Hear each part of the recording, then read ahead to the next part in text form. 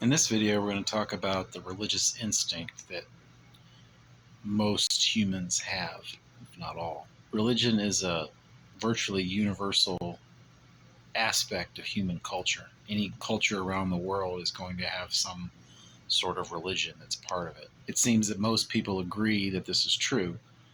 The Bible teaches it. In Romans 1, it talks about certain aspects of God being discerned in creation. And Sam Harris says in his book, The Moral Landscape, several experiments suggest that children are predisposed to assume both design and intention behind natural events, leaving many psychologists and anthropologists to believe that children, left entirely to their own devices, would invent some conception of God. The psychologist Margaret Evans has found that children between the ages of 8 and 10, whatever their upbringing, are consistently more inclined to give a creationist account of the natural world than their parents are.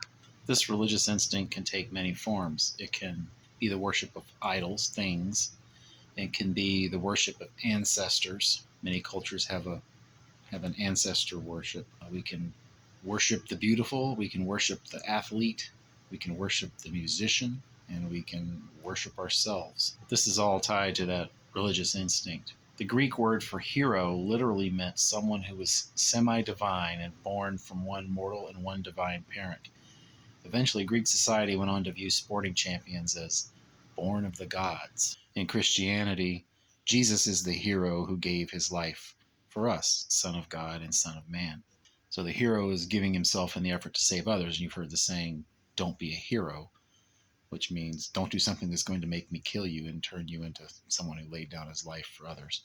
That seems to be the meaning behind that saying. But we in Christianity, we're called to be heroic. Greater love has no man than this, that he lay down his life for his friends. It's a big part of what Christianity is about. Many years ago, I think it was the late 1980s, Mike Tyson and Muhammad Ali appeared on the Arsenio Hall show. You can find this on YouTube. This is at a time when Mike Tyson appeared invincible in the world of boxing, and Muhammad Ali was the greatest from the past. And Hall asked them if they had fought, both of them in their prime, who would have won. And Muhammad Ali, in his humor, pointed at Tyson. But Tyson said something like, I know I'm great, but every knee must bow and every tongue confess that he's the greatest of all time. So you notice he used religious language in how he spoke of Muhammad Ali.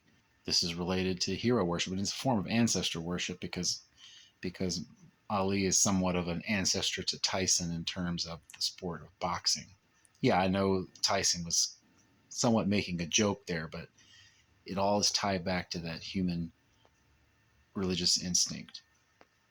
There's a famous song by Billy Joel from the 1980s called Keeping the Faith, and in it he sings about hairstyles and clothes and other aspects of the culture at the time, and also bragging about a sexual conquest. And in all those things he says, we were keeping the faith. So he uses religious language to characterize the culture at that time. Yeah, this is artistic. He's not really calling it a religion, but just using the religious language seems to be tied into that religious instinct.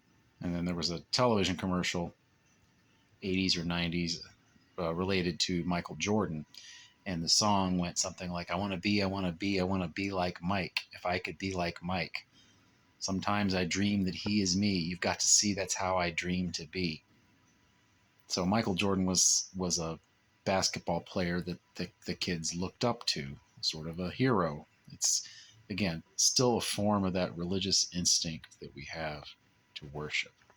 In the world of beauty, we have supermodels, and there's a saying from Cindy Crawford, who is a famous model, and she said, I wish I looked like Cindy Crawford, meaning that they do so much work on the finished product that she doesn't feel like she really looks like what they put out there. But there's an image out there that people aspire to.